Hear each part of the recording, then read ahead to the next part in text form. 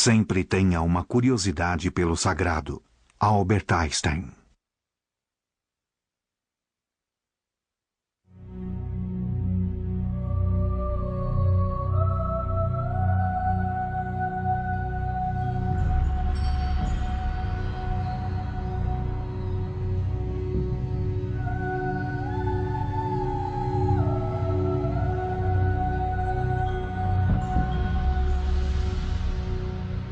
Em 1917, 3 crianças portuguesas de Fátima, Portugal, afirmaram que a Virgem Maria aparecera para elas.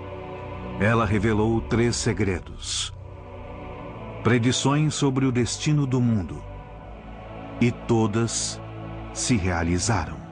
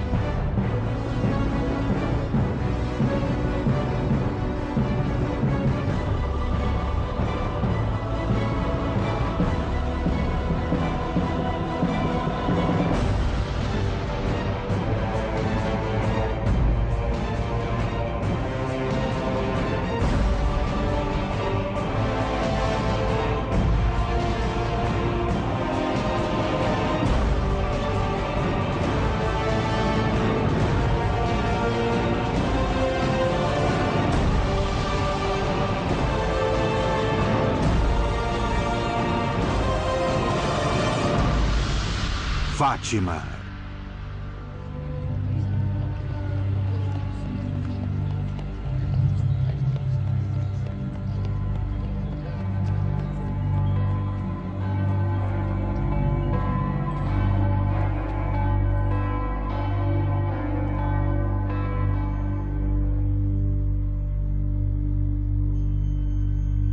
Fátima, Portugal, 13 de outubro de 1917.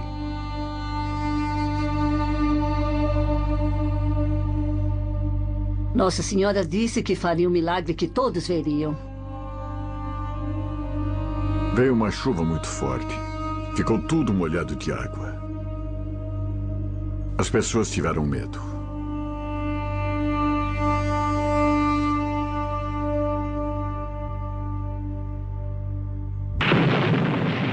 Em 1917, quando o mundo se envolveu na Primeira Guerra Mundial, a Santa Mãe apareceu exatamente aqui, para 3 crianças, Lúcia dos Santos e seus 2 primos, Francisco e Jacinta Marto. Lúcia tinha 10 anos, Francisco 9 e Jacinta 6. Em 1916, para começar, o anjo deveria surgir. E isso aconteceu 3 vezes. O anjo lhes pediu para rezar muito e disse que ele era o anjo da paz. A mensagem do anjo foi: Deus existe, Deus é bom, Deus está ofendido com os pecados da humanidade.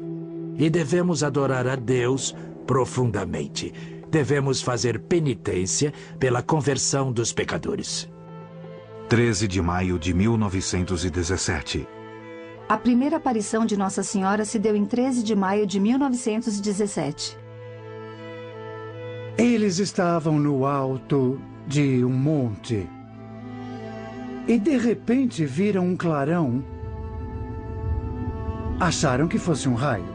Descendo o monte fica a Cova da Íria ou Gruta da Paz, onde eles viram uma linda senhora numa aura de luz.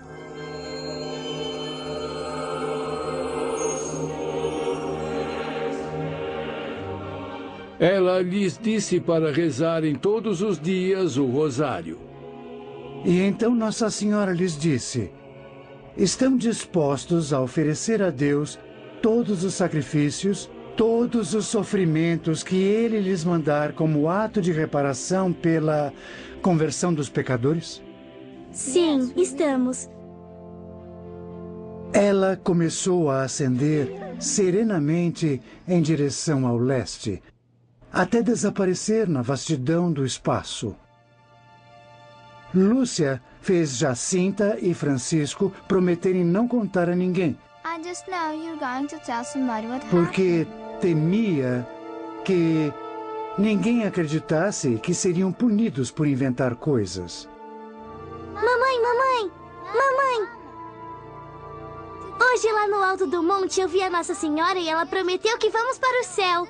Quando chegou em casa, Jacinta contou à mãe que tinha visto Nossa Senhora.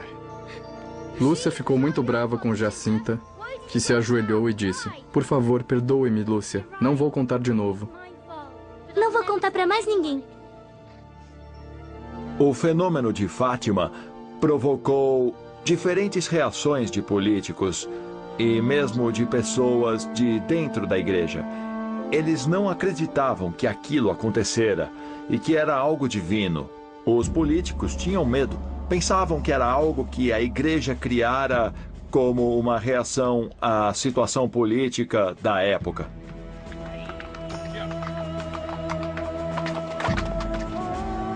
Os padres não os mandaram embora porque não queriam problema com o governo. Ficaram de boca fechada. Mas para aqueles humildes e devotos portugueses, a fé era o centro da vida. E se a Mãe de Deus aparecia na cova da Íria, era para lá que eles iriam.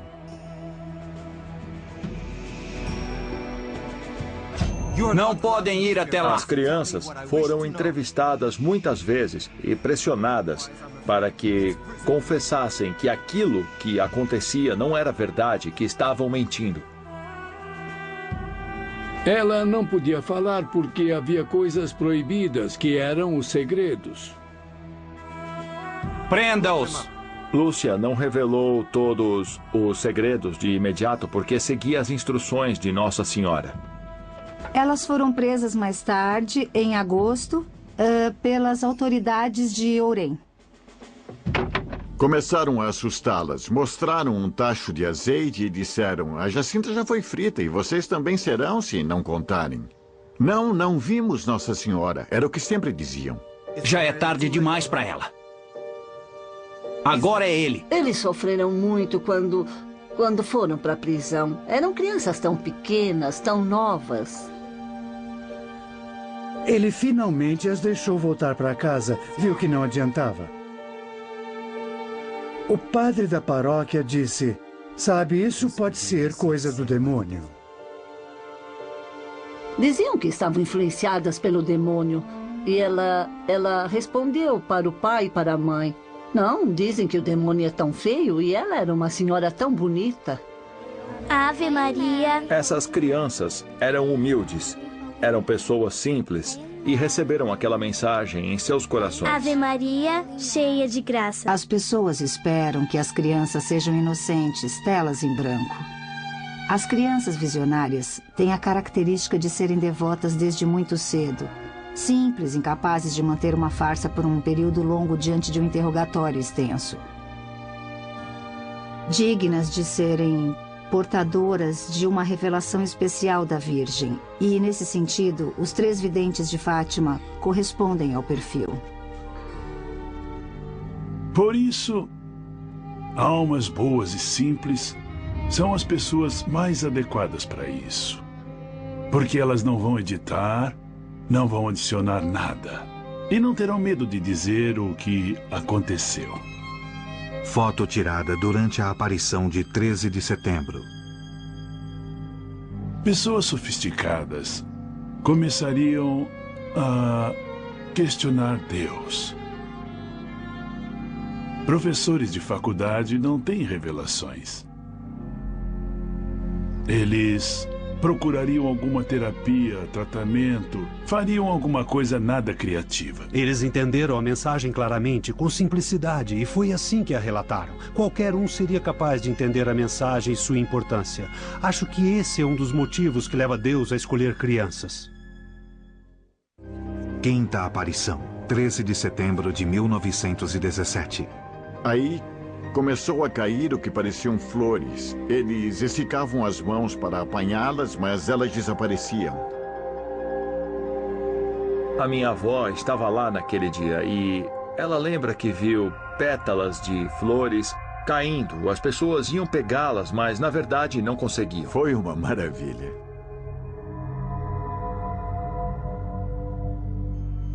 Sexta aparição, 13 de outubro de 1917.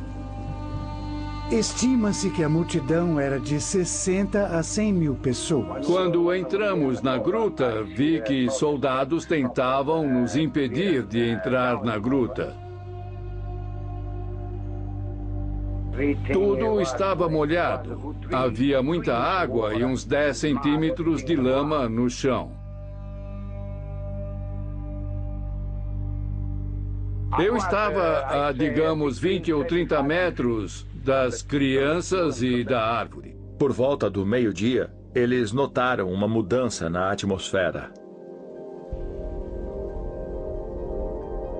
Eles viram que algo diferente estava acontecendo. Lúcia gritou: "Olhem para o céu!" E foi quando o milagre do sol teve início. Começou a girar. O sol começou a se partir.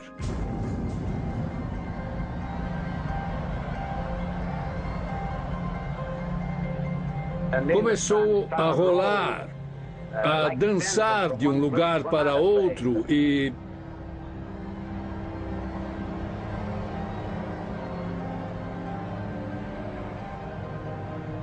Então vimos o sol vir em nossa direção, em direção da árvore. E vimos o sol vir bem para cima da árvore. E depois de cerca de 1 minuto, o sol começou a voltar exatamente do jeito que tinha vindo.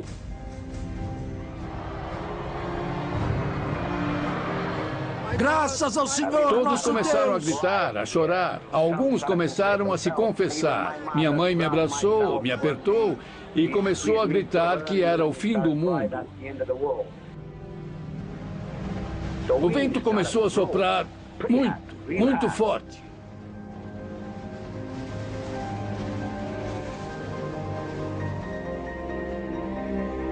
Mas o chão estava seco como este piso aqui.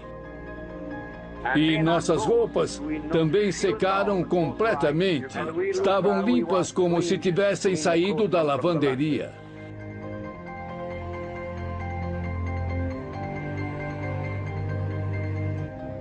Não consigo esquecer esse dia. Foi um milagre, um verdadeiro milagre.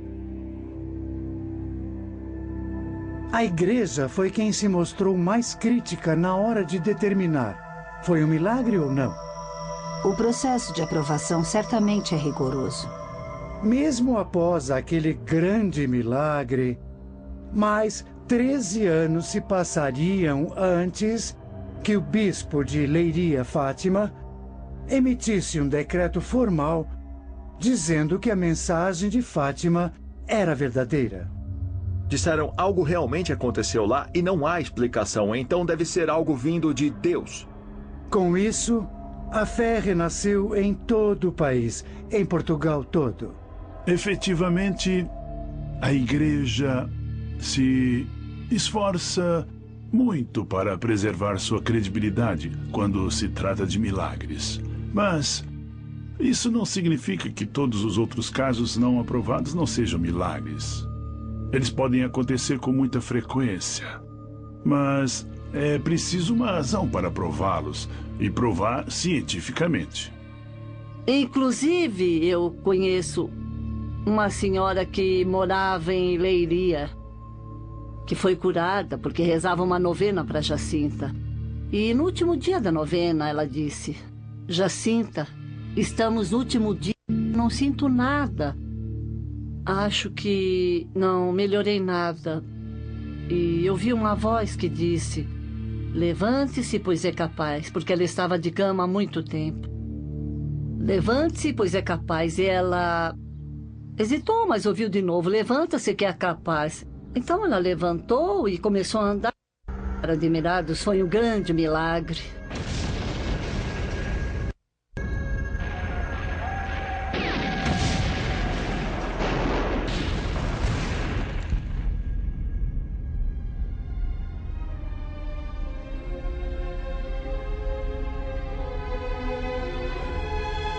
As aparições em Fátima ocorreram no ano de 1917, em plena Primeira Guerra Mundial. Foi o ano em que aconteceu a Revolução Russa.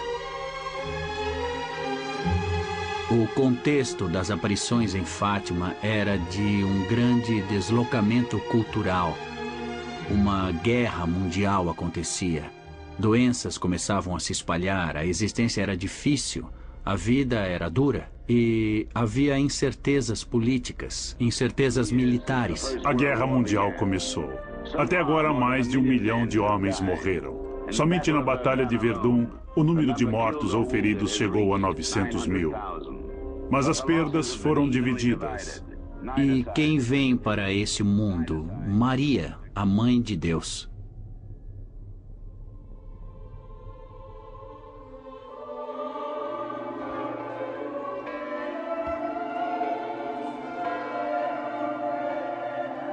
A mensagem de Fátima se deu aqui, neste pequeno lugar da Europa Ocidental, mas é patrimônio mundial. A mensagem de Fátima se resume em 2 palavras: prece e penitência. Devemos adorar a Deus profundamente e fazer penitência pela conversão dos pecadores.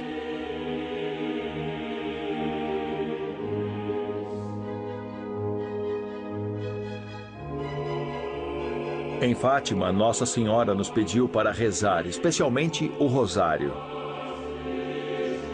E rezar pela conversão dos pecadores, porque Deus estava ofendido. É pela oração que consolamos a Deus.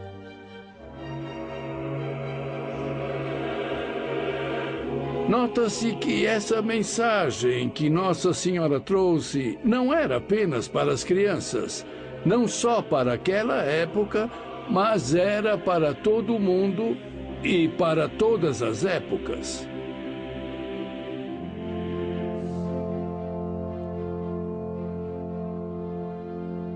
A Santa Mãe estava chamando todos a rezar, e a oração que ela queria acima de todas era o rosário.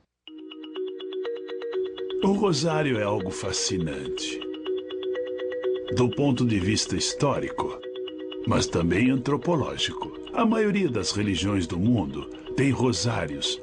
Esses colares de contas são comuns aos budistas, aos hindus, aos muçulmanos. E o rosário, segundo Monsenhor Romano Guardini, o teólogo bíblico, é um jardim de rosas, um roseiral.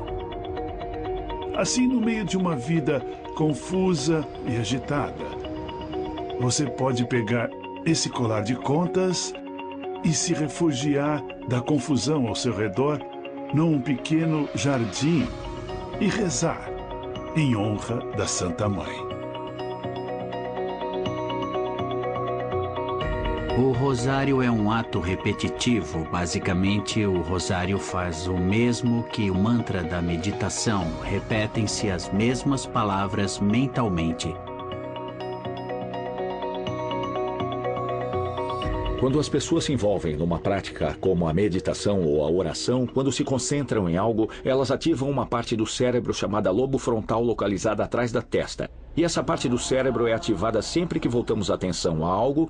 Quando você se concentra em algo, você faz 2 coisas. Uma é que você se concentra na coisa em si, mas também exclui todas as outras informações que entram em seu cérebro, ajudando a aprofundar a concentração.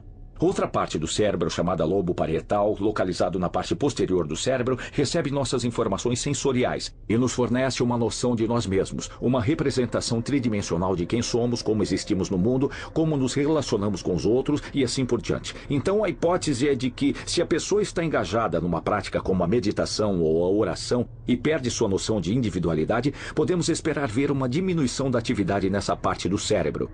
E é exatamente o que vemos nas tomografias cerebrais de freiras franciscanas e budistas. Temos duas aparições muito famosas, a de Salete e a de Fátima, que envolvem segredos.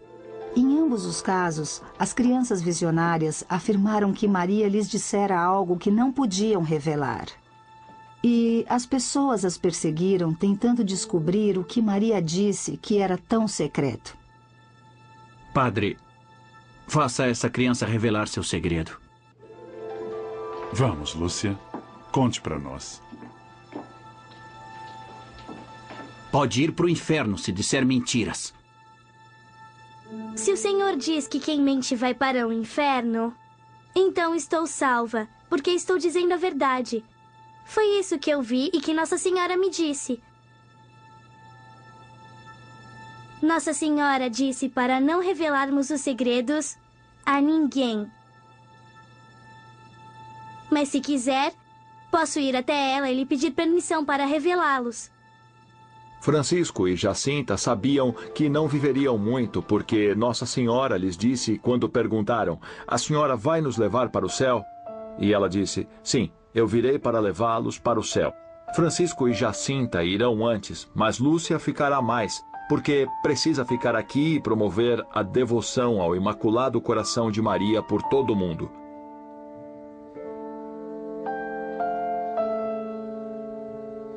E, de fato, Francisco e Jacinta morreram pouco depois das aparições. Morreram de doenças, pneumonia e bronquite, e sofreram durante 2, 3 anos antes de morrerem.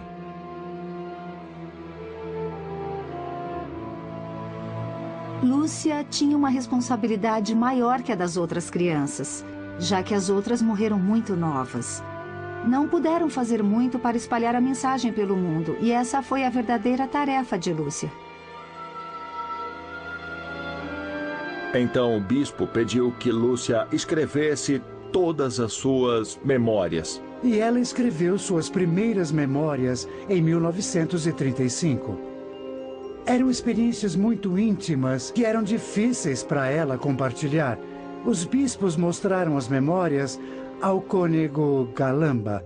Depois disso... E ele disse: Lúcia não contou tudo. Ordene-lhe que conte tudo. E ela escreveu suas segundas memórias em novembro de 1937. O bispo me escreveu explicando que o Dr. Galamba examinou meus escritos e ordenou que eu registrasse tudo o que pudesse lembrar sobre Jacinta para uma nova edição que querem publicar. Essa ordem invadiu o centro da minha alma como um raio de luz, dizendo-me que chegara o momento de revelar as 2 primeiras partes do segredo. Carta de Lúcia ao Padre Gonzales, agosto de 1941. Então, a própria Lúcia disse diante do bispo e do Dr. Galamba: agora eu escreverei tudo, tudo mesmo. Qual é o segredo?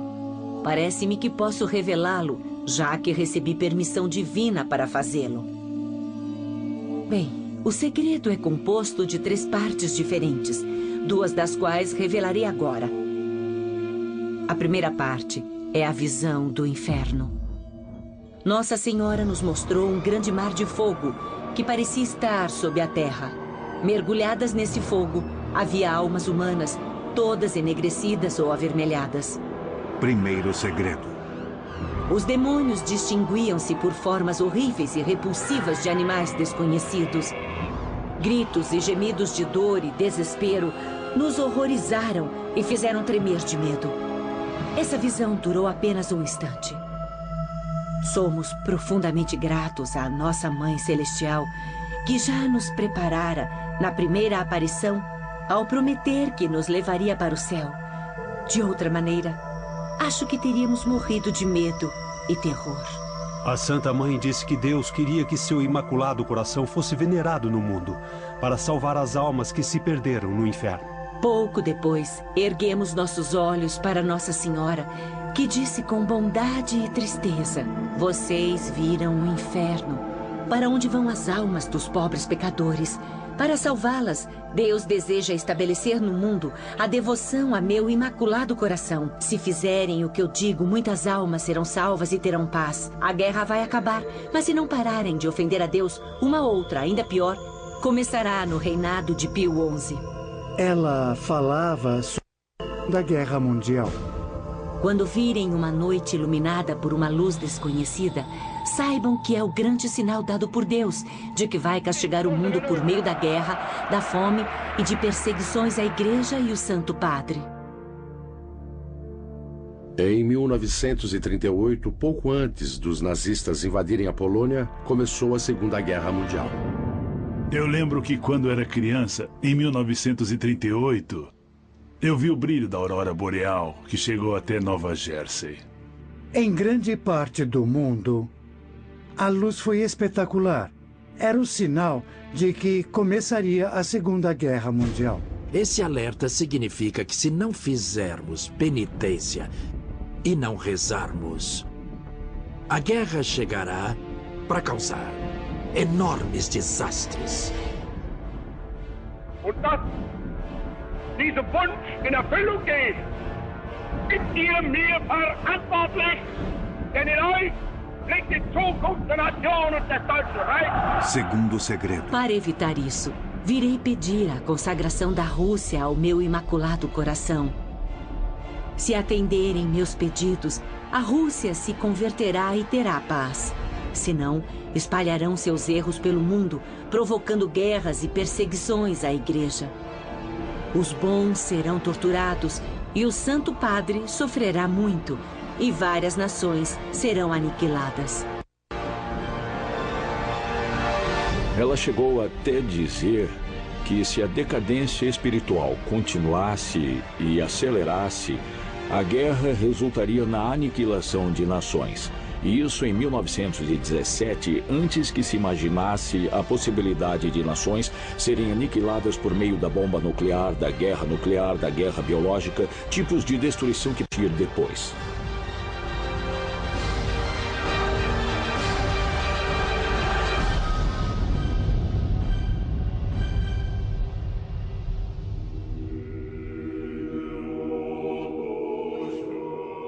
Os bolcheviques logo atacaram as igrejas da Rússia, pois a religião não tem lugar no novo credo comunista. Segundo o comunismo, a religião é o ópio do povo.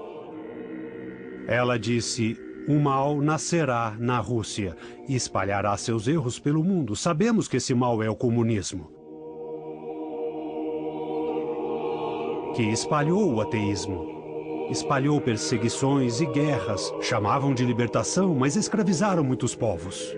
Nesses mesmos 6 meses em que Nossa Senhora aparecia em Fátima, Lenin saiu da Alemanha num trem, voltou à Rússia e passou a trabalhar para levar os comunistas ao poder.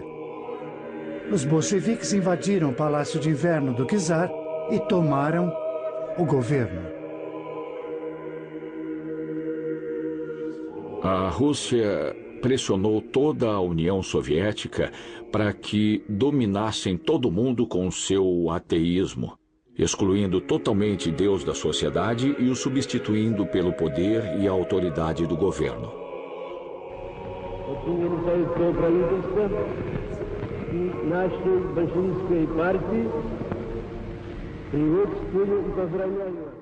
No final, meu imaculado coração triunfará. O Santo Padre consagrará a minha Rússia, que será convertida, e será concedido ao mundo um período de paz. Ela desejava poder se comunicar com o Papa e pedir ao Papa que consagrasse a Rússia.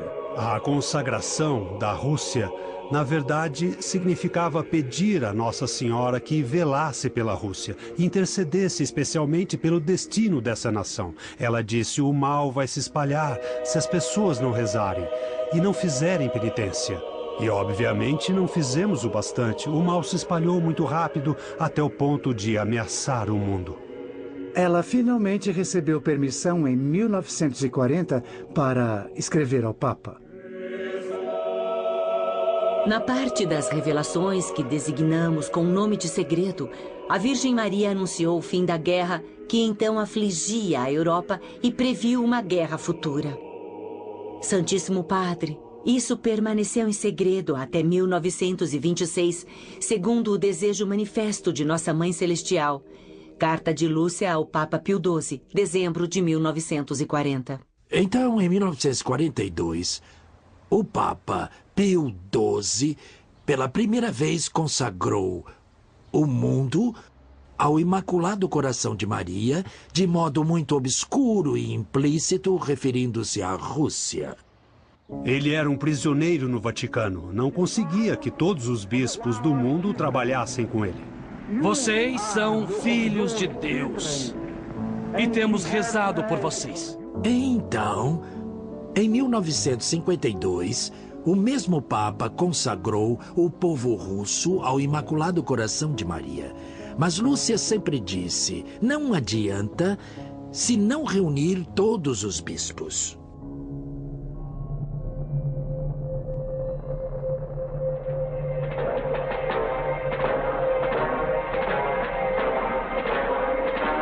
Mas em 1962, a coexistência pacífica foi interrompida, quando um avião de reconhecimento descobriu mísseis nucleares fornecidos pelos russos em Cuba. Parecia não haver resposta. O mundo estava, de algum modo, sem esperanças. Falava-se muito sobre o que isso importa no fundo. Quanto tempo poderemos continuar sem que puxem esse gatilho? Os Estados Unidos e a Rússia discordavam a um ponto em que ninguém sabia o que fazer. Não tinham nenhuma solução. Ninguém sequer entendia a causa da guerra. A única solução para aquela guerra era insana. Era a chamada destruição mútua. O conceito era que os Estados Unidos criariam o máximo de armas possível, a Rússia criaria o máximo de armas possível, e no final os dois lados criaram armas bastantes para aniquilar todas as nações do mundo, todas as pessoas do mundo. Muitas mensagens sobre a Rússia, a conversão da Rússia, só surgiram em suas memórias, dos anos 30 e 40. A Segunda Guerra Mundial se desenrolava e estávamos preocupados com a Rússia. Ela implantou esses fatos nas mensagens? Duvido que tenha feito isso de modo enganoso ou até mesmo consciente. Quando o bispo leu as terceiras memórias, ficou estupefato com tudo aquilo que eles ainda não sabiam e disse para ela escrever mais uma. Sua Excelência, essa é a página mais difícil de todas que me ordenou escrever. Eu disse, meu segredo pertence a Deus. Coloquei-o em suas mãos para fazer com ele o que quiser. Então cumpro minha tarefa de obedecer suas novas ordens e os desejos do reverendo Galamba. Exceto pelo segredo que não posso revelar agora. Contarei todo o resto. Então houve uma outra visão, chamada terceira parte do segredo, que Lúcia não escreveu em 1941 como as duas primeiras partes, mas só em 1944, com ordens do bispo. Os escritos da irmã Lúcia, incluindo o segredo no envelope separado, foram mandados ao bispo de Leiria em 1957. Os escritos foram enviados ao... A carta de Lúcia ficou durante muito tempo, essa carta tão famosa, no arquivo mais profundo do Vaticano. O Papa João XXIII abriu o envelope, leu o conteúdo e o manteve em segredo. Cada Papa subsequente recebeu a carta contendo o segredo, que será publicado somente quando o Papa assim o desejar.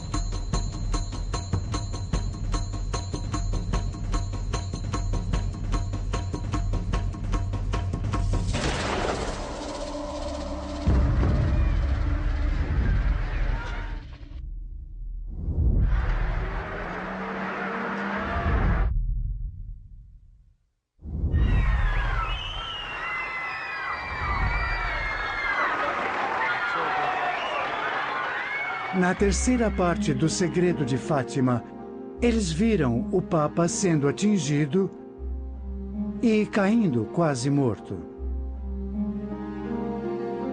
Vimos um anjo com uma espada flamejante na mão esquerda. Apontando para o chão com a mão direita, o anjo gritou em voz alta: penitência, penitência, penitência. O Santo Padre passou por uma grande cidade semi-arruinada. Rezou pelas almas dos corpos que encontrou no caminho. Tendo chegado ao topo da montanha, de joelhos ao pé da grande cruz, ele foi morto por um grupo de soldados que dispararam balas e flechas contra ele. Então, não sabíamos que a pessoa que entendera pela primeira vez o texto escrito pela irmã Lúcia em 1944 foi João Paulo II no hospital. Quando o leu após alguns dias de internação, ele disse ao secretário e a outra pessoa presente da Secretaria do Estado: esse sou eu. O atentado aconteceu em 13 de maio de 1981. Em 13 de maio, aniversário de Nossa Senhora de Fátima, ele disse: estive nas garras da morte. E a mão de Nossa Senhora de Fátima interveio. A bala foi apontada direto para o seu coração. Depois, quando o Papa foi vê-lo na prisão, Ali Águica disse a ele: sou um assassino de aluguel. Eu não erro. Sou um assassino profissional. E disse: de quem era a festa na sua igreja naquele dia? Foi o que o salvou. Era a festa de Fátima. O Papa se ajoelhou para abençoar a estátua de Nossa Senhora no exato momento em que Ali Águica atirou nele. E por isso a bala atravessou o corpo do Papa e não acertou seus órgãos por milímetros. O Papa João Paulo disse: uma mão guiou a arma, mas outra guiou a bala. E então, um ano depois, ele foi até Fátima para agradecer a Nossa Senhora por poupar sua vida.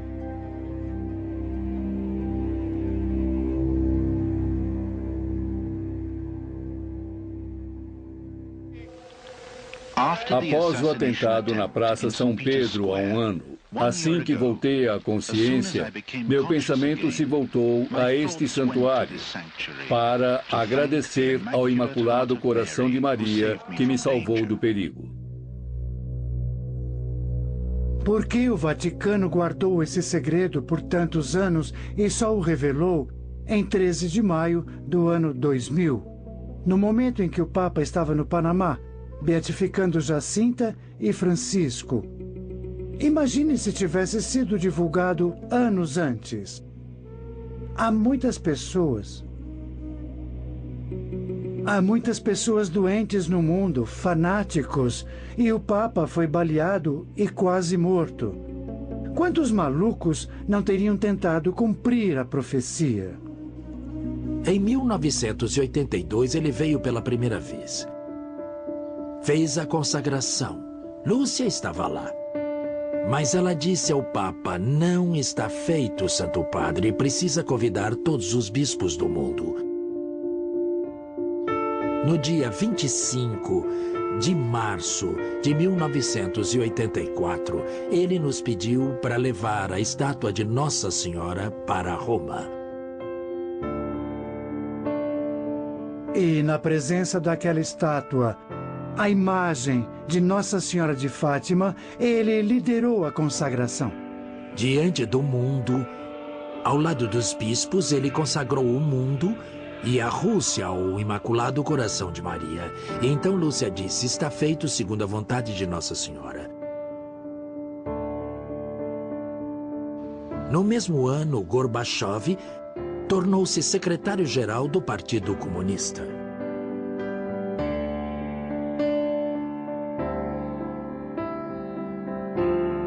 A situação começou a mudar na Rússia. As coisas começaram a melhorar. Pela primeira vez, a União Soviética concordou em destruir armas que já possuía.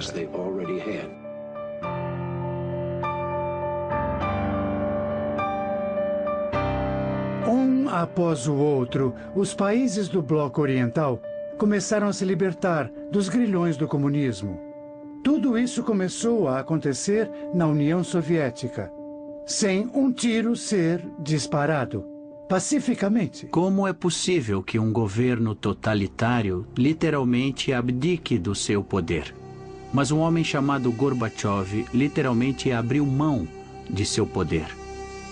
Ele literalmente abdicou de seu poder totalitário em favor de algo, e nem ele sabia exatamente o que aconteceria. Alguns meses antes que aquilo acontecesse, a irmã Lúcia me fez saber que o dia estava próximo, que Deus aceitara a consagração do colegiado.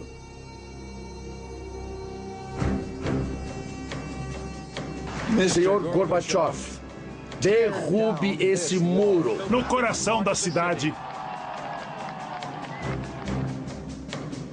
E receber essa mensagem da irmã Lúcia de que o dia estava próximo foi tremendo para mim.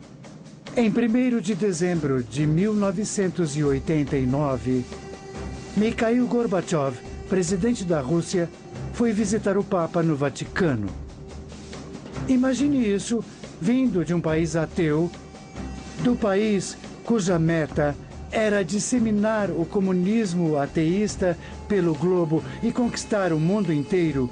Em 25 de dezembro de 1991, a bandeira vermelha foi baixada do Kremlin pela última vez. E em seguida veio a dissolução da União Soviética.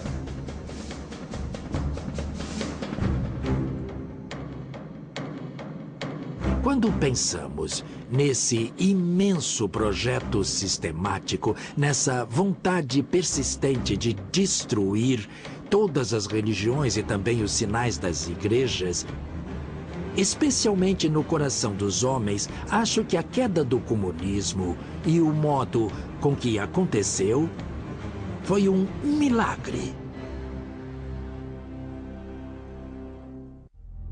Nós não precisamos mais de Deus. Essa é a atitude de tantos hoje em dia. Essa mentalidade começou a surgir no começo do século XX. Depois do 11 de setembro, soube que as igrejas estavam cheias de pessoas rezando. Alguns meses depois, já começaram a se esquecer. Por isso, a conversão precisa ser profunda. Não apenas uma reação emocional temporária, mas algo que nos mude permanentemente. Foi esse o tipo de conversão pedido em Fátima.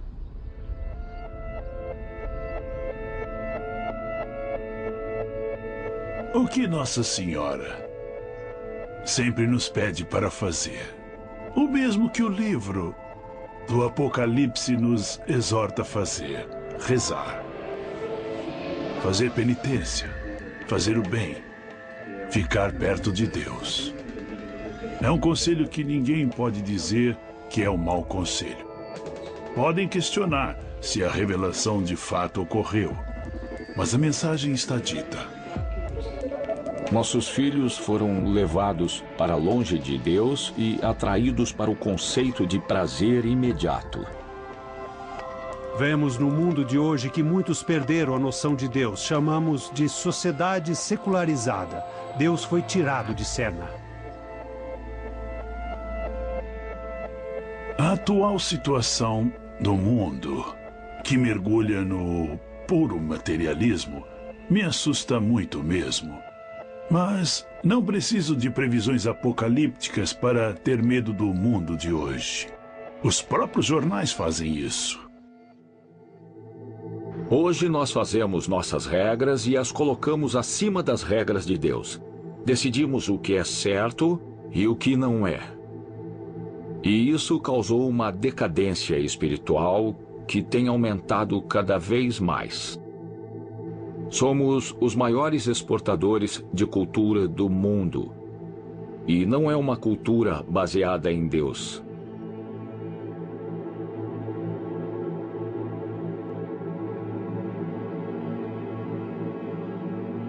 Grupos radicais hoje em dia usam a retórica de que os Estados Unidos são satânicos, que é uma cultura totalmente dominada por Satã, e que essa cultura está prestes a permear o mundo todo e destruir a cultura deles. E que por isso eles teriam razão em erradicar esse mal. O mundo islâmico, incluindo a Al-Qaeda, acha que estamos corrompendo o mundo, poluindo o mundo com nossa pornografia, nossos filmes, nossos programas de televisão. Eles acham que o único modo de resolver o problema da imoralidade global é causar nossa aniquilação. Não podemos apenas dizer, vejam esses terroristas, são pessoas malignas, estão produzindo bombas e destruindo a si mesmas também. E vejam quanta devastação estão causando. Estamos produzindo a sociedade na qual o terrorismo prospera. Socorro! Por favor, me ajudem! Precisamos nos responsabilizar pela produção dessas armas de destruição em massa. A Al-Qaeda e Bin Laden procuraram materiais nucleares há vários anos. Estamos falando de uma devastação que é muito maior do que ocorreu em 11 de setembro. Há 2 semanas, Robert Miller deu uma entrevista coletiva e disse para o povo americano se preparar para um ataque nuclear da Al-Qaeda. Isso vindo do diretor do FBI.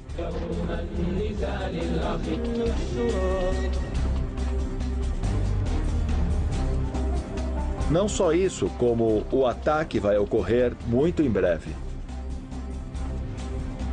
Essa situação é pior do que a situação que tivemos na Guerra Fria, porque na Guerra Fria eram 2 nações relativamente inteligentes que tinham a capacidade para se destruírem, mas não tinham a intenção. Agora, são pessoas que têm a intenção de destruir outras nações. Estão só esperando a capacidade. Muitos hoje acham que estamos vivendo o final dos tempos, o começo do apocalipse. O fim da história humana como a conhecemos.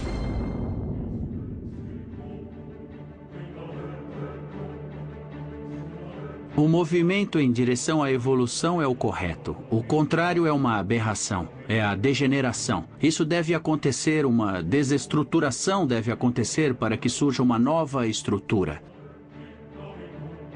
Uma mudança de paradigma está chegando e será só o começo de um novo estado criativo de evolução em que superaremos essas aberrações temporárias do materialismo, essa separação entre nós que o terrorismo está criando, essa calamidade que o aquecimento global parece trazer. Nós vamos superar tudo isso. No final, meu imaculado coração triunfará. O Santo Padre consagrará a mim a Rússia, que será convertida, e será concedido ao mundo um período de paz. Examinando a evolução humana, vemos que no começo éramos seres cuja mente era muito dominada pelas emoções. Depois nos tornamos seres com mente mais racional, o que somos hoje. E no futuro da evolução, teremos seres humanos com mentes que irão além até mesmo da racionalidade. E qualidades suplementares como amor, beleza e justiça serão dominantes em nossa consciência. E é para essa nova consciência que a Virgem Maria chamou a atenção da irmã Lúcia. A irmã Lúcia morreu em 13 de fevereiro de 2005.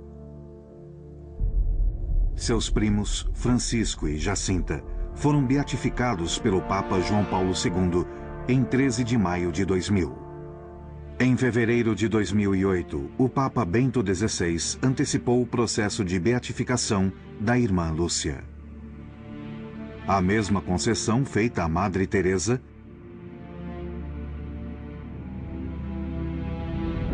e ao Papa João Paulo II.